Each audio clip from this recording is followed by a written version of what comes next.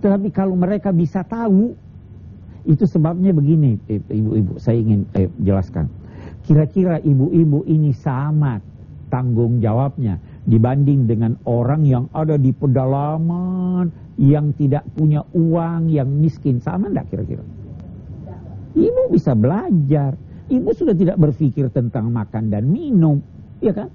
Mereka masih bingung. Tuhan Maha Adil. Dia tidak persamakan.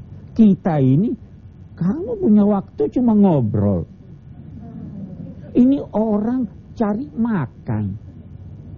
Yang ini mau tahu enggak tahu. Tuhan itu adil, dia tidak persamakan semuanya. Ya. Ada orang yang mau tahu tapi tidak tahu. Ada orang yang mau tahu, mencari, tidak dapat. Bisa kan? Ada orang yang tidak mau tahu. Ada orang yang sudah tahu, tidak mau tahu. Itu beda-beda. Saya kira demikian. Nah, Pak, tadi Bapak bilang kan jarak turunnya Al-Quran, turunnya Nabi Muhammad itu sama sebelumnya ratusan tahun ya Pak ya? Betul. Itu sebelumnya agama apa yang mereka anut? Nah, itu yang dinamakan zamanul fatrah, masa di mana tidak ada rasul. Itu tidak diminta tanggung jawab itu. Memang tidak ada. Tidak ada yang bawa peringatan ya. Walaupun sebenarnya begini, saya ingin katakan begini. Tidak pernah luput masa ini dari penganjur-penganjur kebaikan. Boleh jadi dia bukan rasul, tapi bukan penganjur kebaikan. Bukan rasul, tapi tetap penganjur. Sekarang tidak ada lagi rasul, ya. Tidak ada lagi nabi. Penganjur kebaikan masih ada atau tidak? Masih banyak. Baiklah Pak, kita sampai pada kesimpulan ini Pak, silakan. Oke, saya kira yang kita ingin simpulkan di sini, yang pertama bahwa kalaupun kita mau berkata ada anak-anak Allah, maka yang dimaksud dengan anak-anak Allah itu semua manusia tanpa kecuali, semua dikasihi oleh Allah Subhanahu wa Ta'ala. Itu satu.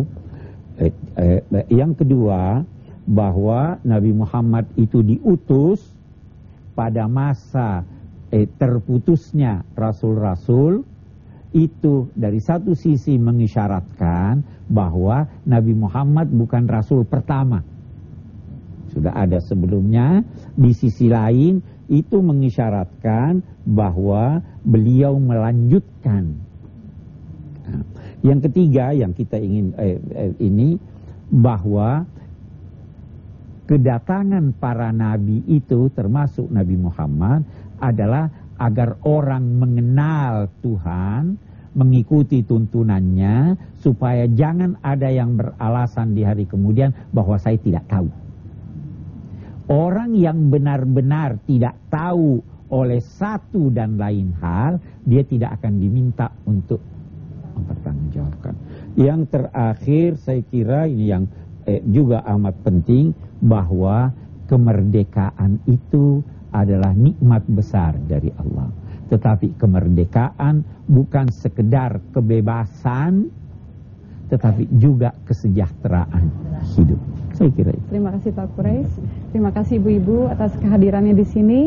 Pemirsa, demikianlah ayat-ayat suci Al-Quran. Semoga melalui pertemuan ini akan semakin yakin bahwa Al-Quran adalah petunjuk hidup kita, dan semoga kita tidak salah langkah dalam hidup ini.